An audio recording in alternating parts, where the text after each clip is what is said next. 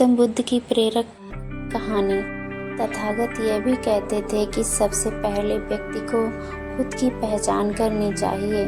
दूसरों की बजाय व्यक्ति खुद के बारे में ज़्यादा जानता है। उनका मत था कि बुराई से घृणा करो, बुरे व्यक्ति से नहीं। एक बार की बात है, किसी गांव के पास बहती नदी के किनारे बुद्ध बैठे थे।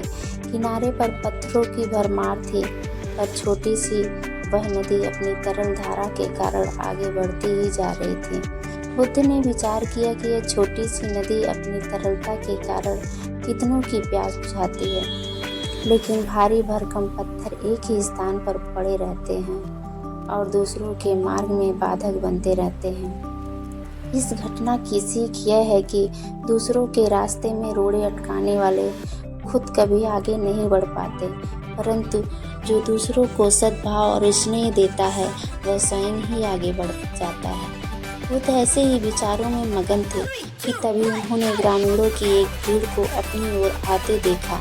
बड़ा शोर था और लोग किसी युवती के प्रति अशब्द बोल रहे थे।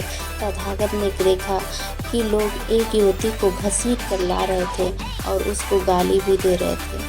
भीड़ के नज़दीक आने पर बुद्ध ने लोगों से युवती को पीटने और अशब्द कहने का कारण पूछा।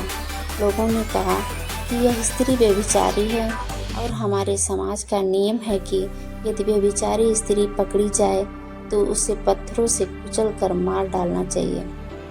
तथागत ने युवती की ओर देखा और कहा, जो तुम चाहते हो वही करो, पर मेरी एक शर्त है कि पत्थर मारने का अधिकारी वही है जिसने कभी व्यभिचार ना किया हो और न ही उसके मन में ऐसे विचार कभी आए हों।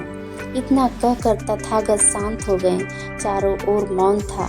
कुछ समय बाद लोगों की भीड़ मन में पश्चाताप का भाव लिए हुए वहां से विदा हो गई। इस घटना से यही सत्य उभरता है कि हम खुद अपने प्रति न्याय कर सकते हैं, दूसरों के प्रति नहीं, क्योंकि हमारी जानकारी दूसरों के विषय में अधूरी होती है।